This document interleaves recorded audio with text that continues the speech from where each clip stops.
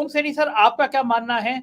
क्या ईवीएम पर आरोप अगर लगा रहे हैं तो एक इसके लिए एक बड़ा जन समर्थन क्यों नहीं खड़ा कर पा रहे राजनीतिक दल? माइक अनम्यूट कर लीजिए ओम सैनी सर, माइक।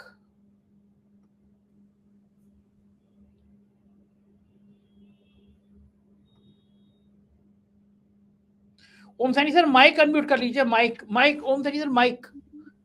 हो गया सर, हो गया। जी सर, हो गया। मैंने कहा कि सारी बातों का खुलासा सारे तथ्यों के साथ में तो शीतल जी ने सारी बातें कह दी, इसमें कोई शक नहीं कि क्या स्थिति है, क्यों आज इस तरीके से हम भुगत रहे हैं और क्यों लोकतंत्र की इस जो जैसी हालत बनी है उसको बर्दाश्त कर रहे हैं। लेकिन फिर भी मैं कहना चाहूंगा कि जिस वक्त जीएल नरसिम्हा जो जो जिन्होंने वो पुस्तक लिखी थी और आडवाणी जी ने जिसको प्रपोज किया था, जिसकी वजह से चर्चा हुई, पुनः उसको लाना चाहिए और साथ साथ में सारी पॉलिटिकल पार्टीज को अब भी इंडिया गठबंधन को खासतौर से कहना चाहिए कि अगर हम विजयी होते हैं इन सारी खामियों के बावजूद, तो हम निश्चित रूप से ईवीएम को हमेशा के लिए समाप्त कर देंगे। ये घोषणा करने का दम जब तक हासिल ना करेंगे, जब तक आम लोगों के बीच में इस बात को उस तरीके से स्थापित नहीं की जाएगी जैसे ट्रक ड्राइवर्स ने की, जैसे किसानों ने की, जैसे पहलवानों ने की, उसी तरीके से राजनीतिक दल भी एक स्वर से इस बात को कह सकते हैं कि अब तक वो इन तीनों बातों में उस तरीके से खुल के नहीं आए, न किसानों के साथ में उस तरीके से खुल के आए, न ट्रक ड्राइवर्स के साथ में आए, न पहलवानों के साथ में आए।